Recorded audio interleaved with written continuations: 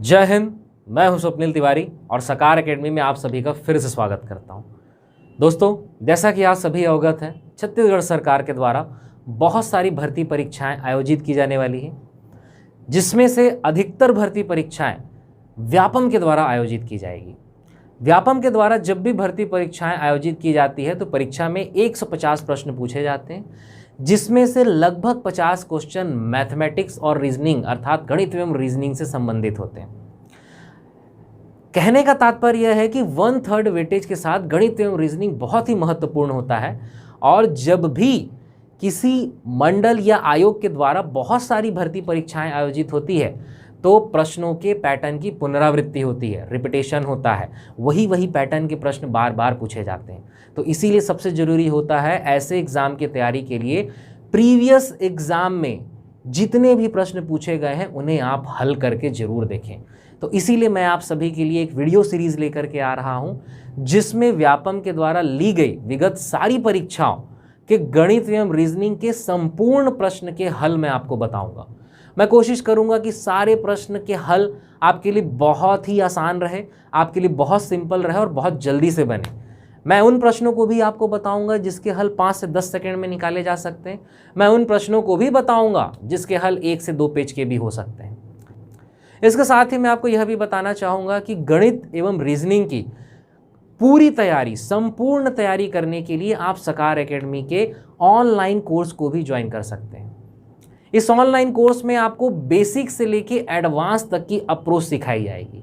एक conceptual approach के साथ आपको गणित सिखाया जाएगा। सारे वीडियो लेक्चर्स मेरे द्वारा ही लिए गए हैं।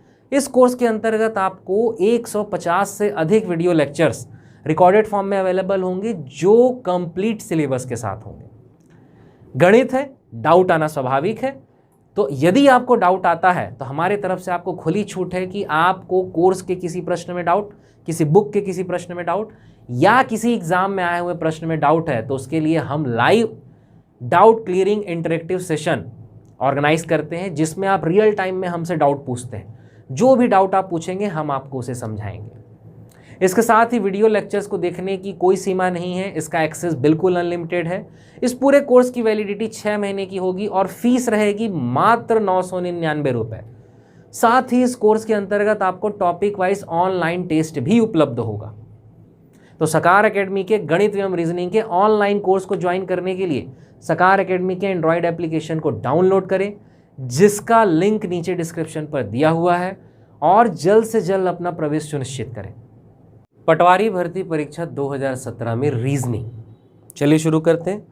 2017 के गणित के सारे प्रश्न हम देख चुके थे। रीजनिंग के 15 प्रश्न आए थे एग्जाम में। 15 में से मैं उन्हीं प्रश्नों को आपको बताऊंगा जो मेरे लिए इस बोर्ड में ड्रॉ करके बताना संभव होगा।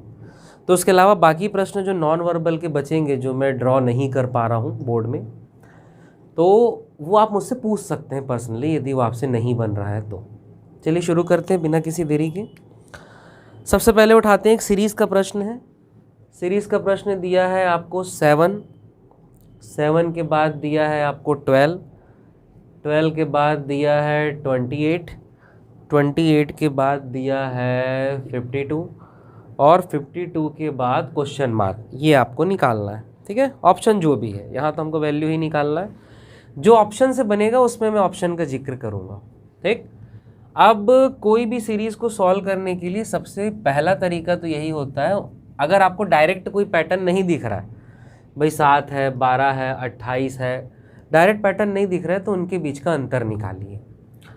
आप इनके बीच का अंतर निकालेंगे तो देखेंगे कि यहाँ पे क्या है भैया, बीच का अंतर 5, इनके बीच का अंतर 26 है, और ये 5 है और 26 है, और यहाँ आप देखोगे तो 12 में से 8 गया 4 और 4 में 2 गया 2, यहाँ अंतर आपका 24 है। तो ये भी कोई खास पैटर्न नहीं दिख रहा है। ये 5 है, फिर 26 है, फिर 24 हो जा रहा है, तो ये पैटर्न नहीं चल रहा है, ठीक। अब ज़्यादा से ज़्यादा एग्ज़ाम में रीजनिंग को सॉल्व करने का इकलौता रामबाण तरीका है, ज़्यादा से ज़्यादा एग्ज़ाम देने के पहले रीजनिंग के क्वेश्चन की प्रैक्टिस करें, तभी आपको सीरीज़ एक बार में पकड़ आएगी, ठीक। तो ये सीरीज़ है, ये है आपका 2 का स्क्वायर धन 3, फिर 12 है आपका 3 का स्क्वायर धन 3, 9 धन 3 12, फिर 28 है आपका 5 का स्क्वायर धन 3, 4 नहीं है, पहले 2 है फिर 3 है और फिर अगला क्या है 5 का स्क्वायर धन 3, 2 है 3 है 5 है, यानी क्या चल रहा है प्राइम नंबर चल रहा है। तो वैसे ही क्या होगा 7 का स्क्वायर धन 3, 49 धन 3 52।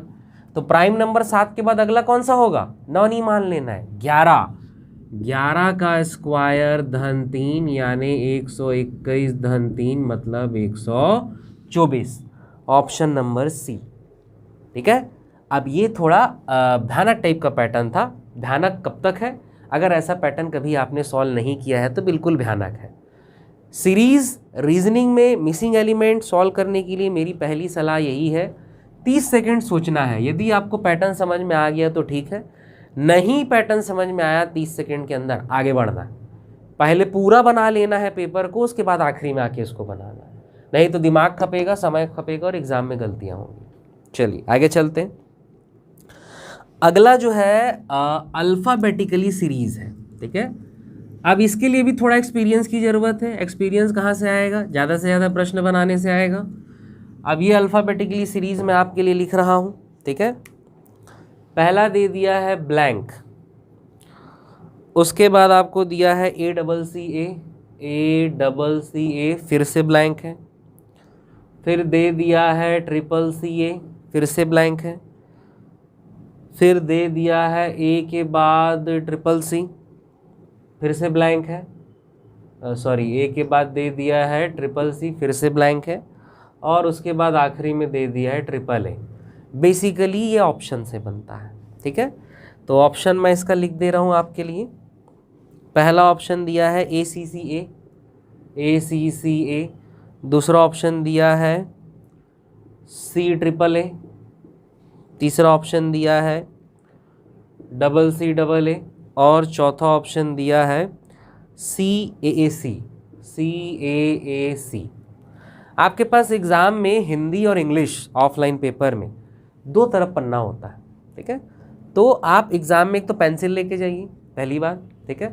और पेंसिल से यहाँ पे फिल कीजिए, पहला ऑप्शन फिल कर दीजिए, ज़्यादा सोचना ही नहीं। पहला ऑप्शन फिल कर दीजिए। पहला ऑप्शन यहाँ रख दिया A, यहाँ रख दिया C, यहाँ रख दिया C, यहाँ रख दिया A, AA, ठीक है, बढ़िया दिख रहा है।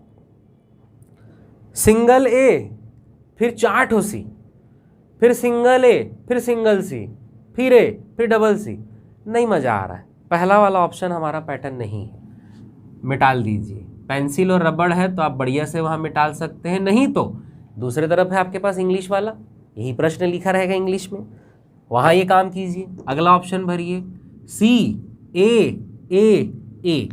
अगर ये ऑप्शन मैं भरा तो मुझे यहाँ पे क्या दिख रहा है CA, CCAA, CCCAA और उसके बाद CCCAA।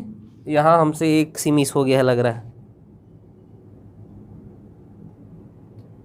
जी हाँ, यहाँ एक और C है और फिर 4 ठो C 4 ठो A, क्योंकि ये पैटर्न हम इसको बना चुके हैं, हमें तो पता ही था इसका आंसर क्या है। तो 4 ठो C 4 ठो A, लिखते समय ये मिस हो गया। ठीक है। तो पैटर्न था single C single A, CC double A, CCC AAA, 4 C और 4 A। This is your answer, option number B. तो एग्ज़ाम में इसे ऐसे ही रख के आपको देखना पड़ेगा। सबसे सटीक तरीका ये है। एक और तरीका है इसे सॉल्व करने का, लेकिन वो तरीका हर बार कारगर नहीं होता है, इसलिए मैं उसकी चर्चा नहीं कर रहा हूँ। चलिए आगे चलते हैं। अगला प्रश्न बहुत बढ़िया प्रश्न है, बॉडमेस वाला प्रश्न है। आपको दे दिया है कि P दर्शाता है डिवाइड, Q दर्शाता है गुणित, R दर्शाता है प्लस, S दर्शाता है माइनस। तो दिया है इधर 18Q12, P4R,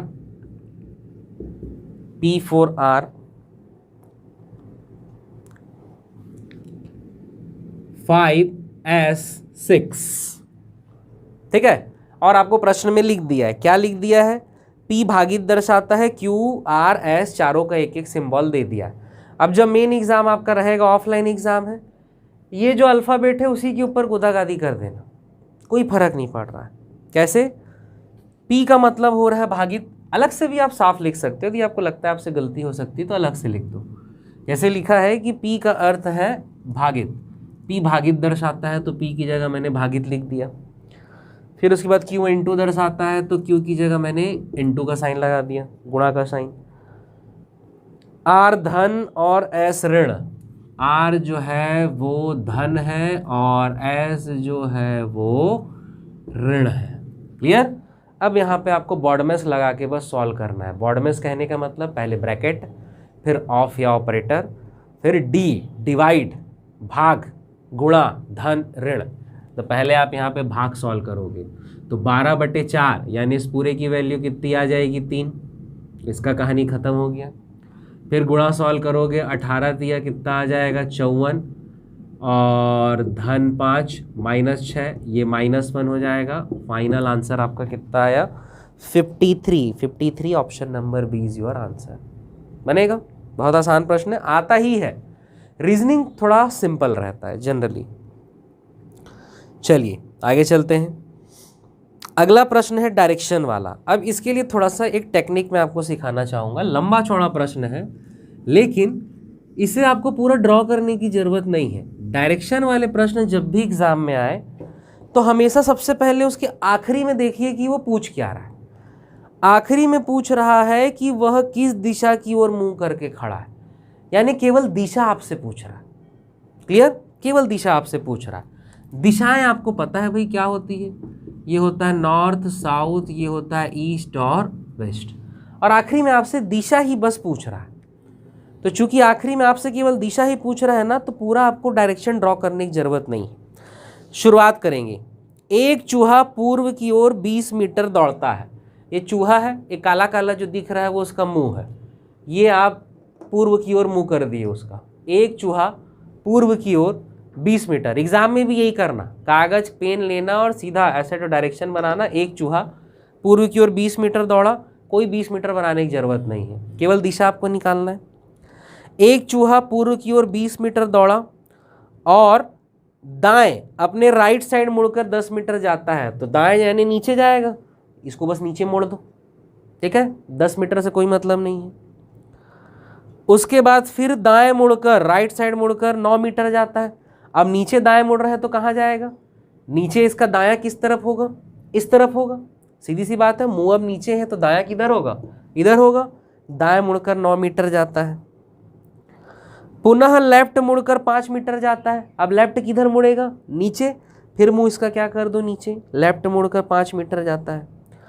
फिर लेफ्ट मुड़कर 12 मीटर जाता है। अब इसका लेफ्ट किधर होगा? इस तरफ होगा क्योंकि मुंह नीचे है। फिर लेफ्ट मुड़कर 12 मीटर जाता है और अंत में लेफ्ट मुड़कर 6 मीटर जाता है। अभी मुंह इधर है इसका, तो लेफ्ट किधर होगा? ऊपर। अंत में लेफ्ट मुड़कर 6 मीटर जाता है। तो वह किस दिशा की ओर मुंह करके खड़ा है? तो इसका मुंह किधर आ रहा है? उत्तर। उत्तर दिशा की ओर मुंह करके खड़ा है। ड्रॉ करने की जरूरत ही नहीं है। अगर क्वेश्चन के आखिरी में केवल दिशा पूछ रहा है तो दिशा के अकॉर्डिंग घुमाते जाइए। प्रश्न ऑफलाइन पेपर में आपके बाजू रहेगा, ऐसे ऐसे ऐसे जहाँ जहाँ जैसे बोल रहा है वैसे उसको घुमाते जाइए। अब यहाँ तो मेरे पास प्रश्न ऐसा नीचे है और मुझे घुमाना इधर पीछे है, थोड़ा उसमें डिस्टर्बेंस हो सकता है, हालांकि आंसर सही बनेगा। समझ आया? एक और डायरेक्शन का प्रश्न है इसी पेपर में जिसमें ड्रॉ करना पड़ेगा, तो उसमें मैं ड्रॉ करके बताऊंगा। इसमें ड्रॉ करने का जरूरत नहीं है। क्यों नहीं है? अगर आखिरी में आपसे केवल डायरेक्शन पूछ रहा है तो पूरा चित्र बनाने का जरूरत नहीं है। मुंह बनाओ, शुरुआत में प्रश्न में जहाँ से ले गया, फिर वो अपने दाएं मुड़ा, बाएं मुड़ा, बाएं मुड़ा, दाएं मुड़ा, फिर दाएं मुड़ा, फिर बाएं मुड़ा, कहाँ जा रहा है? पूर्व। कितना मुड़ा उससे कोई मतलब नहीं। ठीक है, चलो अगला प्रश्न मैं लेता हूँ। अगला वेन डायग्राम वाला प्रश्न है, बहुत सिंपल प्रश्न है। ठीक है, इसमें बोल रहा है घर, ईंट और पुल।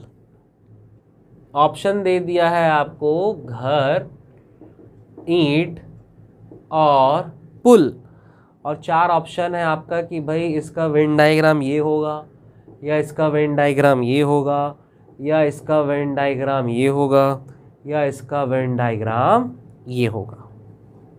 ठीक है, तो स्वाभाविक सी बात है, ईंट जो होता है इसी से घर बनता है और ईंट से ही पुल बनता है। यानी ईंट एक एलिमेंट होगा और इसका इस्तेमाल कुछ घर करेगा और कुछ पुल करेगा। यानी ये वाला ऑप्शन दिख रहा है, ये ईंट हो गया है, ये घर हो गया है, ये पुल हो गया। अगर ये वाले को देखोगे तो ईंट के अंदर घर, घर के अंदर पुल, ऐसा हो सकता है क्या? नहीं। इसको देखोगे ईंट बाहर, बिना ईंट के पुल और घर बनेगा क्या? नहीं। घर बाहर तो बिना ईंट के घर बनेगा क्या? नहीं। पुल बाहर तो बिना उसके बनेगा क्या? नहीं। और तीनों अलग अलग है तो भी रहेगा क्या? नहीं। ईंट का इस्तेमाल पुल बनाने और घर बनाने दोनों में किया जाता है। इस तरीके से लॉजिकली सोच के बनाना है, इससे बनेगा। चलिए अगला मज़ेदार प्रश्न है। अगला थोड़ा सा दिमाग का इस्तेमाल होगा।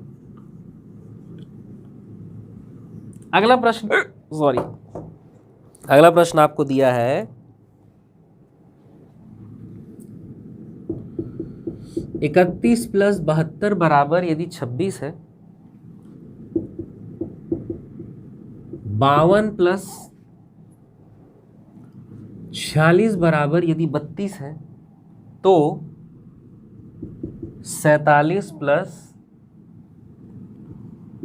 83 बराबर क्या होगा? ठीक है, आपके ऑप्शन है 125, 44, 22, उपरोक्त में से कोई नहीं। ठीक है, 4 ऑप्शन है। ऑप्शन डिपेंडेंट क्वेश्चन नहीं है, आपको लॉजिक ढूंढना होगा और लॉजिक आपके ऑप्शन से मैच खाना चाहिए। अब देखिए 31 और 72 को साथ में कुछ भी करोगे तो 26 नहीं आएगा, 72 में से 31 घटा दोगे तब भी नहीं आएगा। मतलब इन दो एक्चुअल संख्या को, यानी 31 और 72 साथ में जोड़ घटाओ गुणा भाग कुछ भी करने से आपका 26 नहीं आने वाला है। यानी जो खेल है उसके अंकों का खेल है। कैसे? 3 और 1 4 हमको पता है, ठीक है भाई, तो 72 भागी 4 कर देंगे? नहीं, वो नहीं हो रहा है यहाँ पे, वो भी नहीं आ रहा है। ठीक है, तो 7 और 2 9 हमको पता है, तो 3 और 1 4 हमको पता है, 7 और 2 9 हमको पता है। ठीक है, 9 और 4 बीच में प्लस हो रहा है, तो 9 और 4 कितना होता है? 13, और 13 दूनी 26। अगर ये पैटर्न सही है तो इसमें भी वही पैटर्न लगना चाहिए। ठीक है, 5 और 2 कितना होता है? 7, 4 और 6 कितना होता है? 10। ठीक है,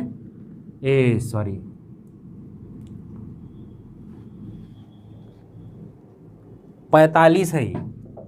ठीक है पैटर्न गलत हो जा रहा था हमारा, गलत उतार दिए थे, ये हो सकता है इधर से देख के इधर उतार रहे तो 5 और 2 7, और 4 और 5 कितना है? 9, और 9 और 7 कितना है? 16, 16 दूनी 32। जी हाँ, मतलब ये पैटर्न सही है। तो उसी प्रकार 4 और 7 11, 8 और 3 11, 11 और 11 22, तो 22 दूनी कितना होगा? 44।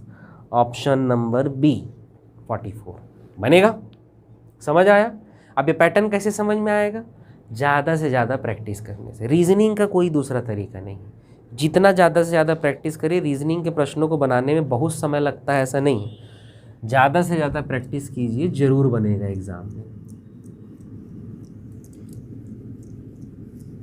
चलिए अगला प्रश्न मैं लेता हूँ आपके लिए। अगला प्रश्न एक मिसिंग एलिमेंट वाला है, कम बॉक्स है, तो हम बता देते हैं आपको। बढ़िया ट्रिकी था ये भी। 3x3 का बॉक्स था, 1 नंबर मिसिंग था, 11 5 7 दे दिया है, 3 19 और 13 दे दिया है, 49 क्वेश्चन मार्क और 100 दे दिया है। ठीक है, अब आपको पैटर्न ढूंढना है। ठीक है, अब पैटर्न यदि आप ढूंढेंगे तो ऑब्जर्व करेंगे आप कि यहाँ पे आपका 3 है, यहाँ पे 11 है, यहाँ पे 19 है, ये 5 है, ये 7 है, ये 13 है। ये सब जितने दिख रहे हैं आपको प्राइम नंबर है, सब के सब है। 11 हुआ, 3 5 7 19 9 और 19 13, सब प्राइम नंबर है। लेकिन ये 49 एक स्क्वायर है, ये 100 एक स्क्वायर है, यानी इनका कुछ ना कुछ किया गया है, उसके बाद ये स्क्वायर निकल के आया है।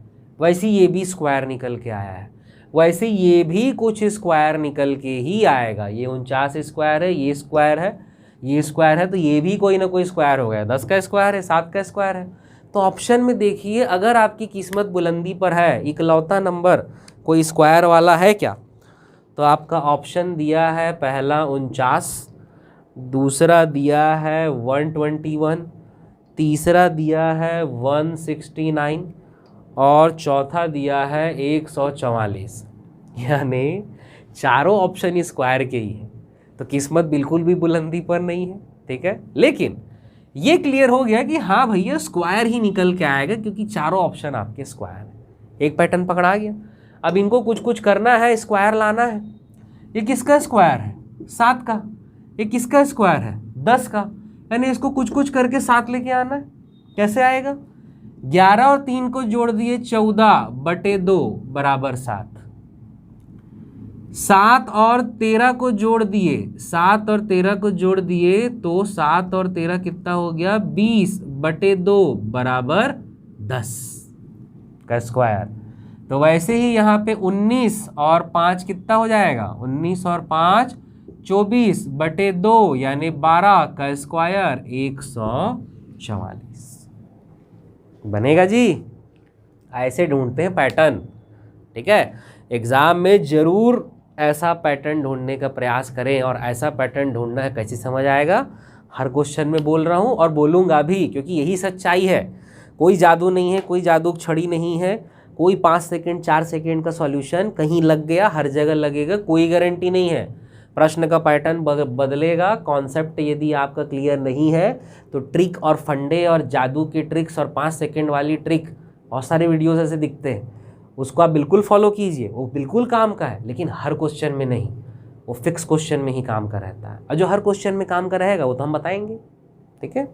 चलिए अगला प्रश्न मैं लेता हूँ। अगला डायरेक्शन वाला प्रश्न है, दिशा और दूरी दोनों पूछ रहा है डायरेक्शन वाले में, यानी आपको पूरा बनाना पड़ेगा। बना दीजिए। समीर उत्तर की तरफ 20 मीटर जाता है, तो समीर को उत्तर की तरफ 20 मीटर ले गए आप, चलिए ठीक है। उसके बाद अपनी दाईं मुड़कर 30 मीटर जाता है, दाएं यानी इधर मुड़ेगा, 30 मीटर जाएगा, ठीक है। उसके बाद पुनः दाईं मुड़कर 35 मीटर जाता है, पुनः दाएं यानी 35 जाएगा। ये वाला डिस्टेंस आपका 35, ये 20 है तो थोड़ा 35 टाइप लगना चाहिए, ठीक है। एग्जाम में ऐसे ही बनाएंगे। फिर वह अपने बाएं मुड़कर 15 मीटर जाता है। अब बाएं यानी कि इस तरफ हो जाएगा, बाएं मुड़कर कितना गया भैया? 15 मीटर गया। वह पुनः अपने बाएं मुड़कर 15 मीटर जाता है, फिर से बाएं मुड़ रहा है यानी इस तरफ जाएगा, कितना जा रहा है भैया? 15 मीटर जा रहा है। बताइए अब वह मूल स्थिति से किस दिशा और कितनी दूरी पर है। अब भाई मूल स्थिति से ये दिशा तो आपकी ईस्ट वाली ही है। अब देखिए कितने ऑप्शन ऐसे हैं जिसमें ईस्ट डायरेक्शन दिया है, तो आपके पास 2 ऑप्शन ऐसे हैं, एक 30 ईस्ट है और एक 45 ईस्ट है, बाकी 2 ऑप्शन कट गए, ठीक है।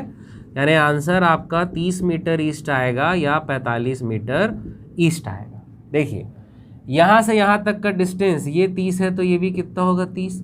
यहाँ से यहाँ तक का डिस्टेंस ये 15 है, तो ये कितना होगा? 15। 30 और 15 यानी कितना? 45। तो अपने आरंभिक स्थान से 45 मीटर की दूरी और पूर्व दिशा में। तो आखिरी में यदि क्वेश्चन के अंत में आपसे दूरी भी पूछ रहा है तब तो चित्र बनाना पड़ेगा, लेकिन दूरी नहीं पूछ रहा है, जैसा इसके पहले वाले प्रश्न में हम देखे थे, तो केवल पेन को घुमा घुमा के ओरली ही आपका काम हो जाएगा, ठीक है। चलिए अगला प्रश्न में लेता हूँ। क्लासिफिकेशन का प्रश्न है। दिए गए ऑप्शन में से जो ऑड है उसे आपको छांटना है। अब ये प्रश्न जो मेरे पास है उसमें जो आंसर लिया गया था मेरे हिसाब से गलत लिया गया था, पर हम चलिए देखते। आपको दिया है पहला ऑप्शन 70-80, दूसरा ऑप्शन दिया है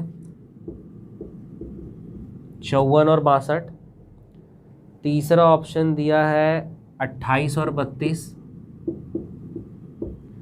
और चौथा ऑप्शन दिया है 21 और 24। अब इसमें आपको पैटर्न ढूंढना है, ठीक है। सॉरी आवाज़ में डिस्टर्बेंस होगा, तो इसमें आपको पैटर्न ढूंढना है। 70-80 है, 28-32 है, 54-62 है और 21-24 है, ठीक है। अब हमारे हिसाब से जो पैटर्न है वो ये है। देखिए पहले तो आप स्क्वायर देखिए, प्राइम देखिए, ऐसा कुछ भी यहाँ पे नहीं मिलेगा। 10 से भागित होगा ये 7 बार और 8 बार, 4 से भागित होगा ये भी 7 बार और 8 बार, 3 से भागित होगा ये भी 7 बार और 8 बार, लेकिन ये 7 और 8 बार भागित नहीं हो रहा है, इसीलिए आंसर यही है। लेकिन जो मेरे पास पड़ा हुआ है मॉडल आंसर, उसमें आंसर कुछ और लिया, उससे हमको क्या करना है, आंसर यही है। मैथ्स और रीजनिंग की दावा पत्ती आप बना के भेजते हैं, ठीक है, तो उस हिसाब से क्वेश्चन के मॉडल आंसर जब अमेंडमेंट होते हैं तो चेंज हो जाते हैं, किया जा सकता है। चलिए अगला प्रश्न है, वो भी थोड़ा सा डाउटफुल है, उसे भी मैं आपको बता देता हूँ क्या है पैटर्न।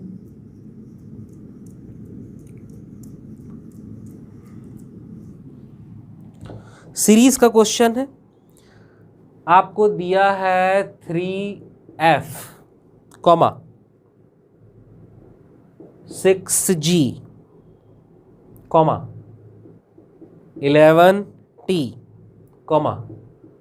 18L और यहाँ पे क्वेश्चन मार्क, ठीक है। अब इसका ऑप्शन भी मैं आपको बता रहा हूँ क्योंकि डाउट वहीं पे है। ऑप्शन है 21O, 25N, 27P और 29P, ठीक है। चलिए अब देखते हैं सीरीज का पैटर्न क्या है। स्वाभाविक है कि यहाँ पर नंबर्स में एक पैटर्न चल रहा होगा और अल्फ़ाबेट में एक पैटर्न चल रहा होगा, ठीक है। जैसा पैटर्न मुझे समझ में आया बनाने पे, ठीक है, ज़रूरी नहीं कि हम 100% आपको सही ही बता रहे हैं, ऐसा बिल्कुल ज़रूरी नहीं, हम भी इंसान हैं, गलती हो सकती है, पर जो पैटर्न हमें समझ आया, ये 3 है, फिर ये 3 है, 3 और 6 के बीच यहाँ अंतर कितना है, 3 का, फिर 6 और 11 के बीच अंतर कितने का है, 5 का, फिर 11 और 18 के बीच अंतर कितने का है, 7 का। अब 3 है, 5 है, 7 है, स्वाभाविक है अगला अंतर कितने का होगा, 9 का। 18 में 9 जोड़ोगे तो 27, ठीक है। लेकिन अगर मैं प्राइम नंबर मानूं, अगर इस सीरीज को मैं प्राइम नंबर मानूं, ये 3 है, ये 5 है, ये 7 है, तो फिर अगला कौन सा होना चाहिए था, 11। 9 की जगह 11 होना चाहिए था, और 9 की जगह 11 होता तो फिर वो क्या हो जाता, P। अब या तो 27 होगा या तो 29 होगा। अगर ऑड का डिफरेंस यहाँ पे चल रहा है कि 3, 5, 7, 9, तो 27 है भाई, और अगर प्राइम नंबर है यानी 3, 5, 7 फिर 11 तो 29 है। अब 27 और 29 में अलग कौन सा है, कैसे पता चलेगा, अल्फ़ाबेट से पता चलेगा, अल्फ़ाबेट से ही तो पता चलेगा ना, अलग अलग अल्फ़ाबेट है तो वही हमारा आंसर रहेगा। लेकिन दोनों का अल्फ़ाबेट तो क्या है भैया, सेम है, कैसे पता चलेगा, इसीलिए हमारे हिसाब से विवादित प्रश्न है, ठीक है। इसका भी कुछ आंसर लिया गया है लेकिन हमारे हिसाब से विवादित है, मे बी कोई दूसरा पैटर्न हो सकता है, आप बिल्कुल विचार कीजिए, ठीक है। चलिए अगला प्रश्न मैं आपके लिए लेता हूँ, ये भी क्लासिफिकेशन का प्रश्न है। 4 ऑप्शन दिए गए हैं, अलग आपको बताना है। ऑप्शन है ALMZ, दूसरा ऑप्शन है BTUY, फिर CPQX और DEFY, ठीक है। ये पैटर्न है, देखिए इसको पहचानना बहुत आसान है। बीच के अक्षर लगातार है, LM, TU, PQ, EF, चारों में सेम है, लगातार है बीच के अक्षर, यानी उसका कोई पैटर्न नहीं है। पहले और आखिरी में ही गड़बड़ होगा। A का उल्टा Z होता है, जी हाँ। B का उल्टा Y होता है, जी हाँ। C का उल्टा X होता है, जी हाँ। पर D का उल्टा Y नहीं होता, W होता है, इसीलिए option D is your answer. इस तरीके से इसमें पैटर्न ढूंढा जाता है, ठीक है। फिर से पते की बात, 100 बात की एक बात, जितना ज़्यादा प्रैक्टिस करेंगे रीजनिंग में, एग्ज़ाम में उतना आसानी से रीजनिंग बनेगा, ठीक है। तो रीजनिंग की प्रैक्टिस कीजिए, ज़्यादा से ज़्यादा प्रश्न बनाइए और एग्ज़ाम में स्कोर कीजिए। आई होप ये वीडियो आपको पसंद आया होगा, आपके लिए काफ़ी हेल्पफुल रहा होगा।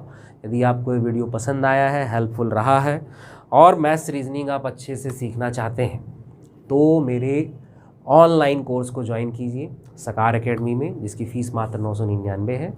और अगर ये वीडियो आपके लिए हेल्पफुल है तो ज़रूर लाइक करें, शेयर करें, अपना फीडबैक कमेंट बॉक्स में हमें ज़रूर बताएं। आप और भी कुछ ऐड ऑन चाहते हैं, किसी एग्ज़ाम में कुछ परीक्षा के बारे में अर्ली पहले चाहते हैं, हम तो एक सीक्वेंस में बना ही रहे हैं, तो उसके लिए भी हमें ज़रूर आप सजेस्ट कर सकते हैं। तब तक स्वस्थ रहें, सुरक्षित रहें।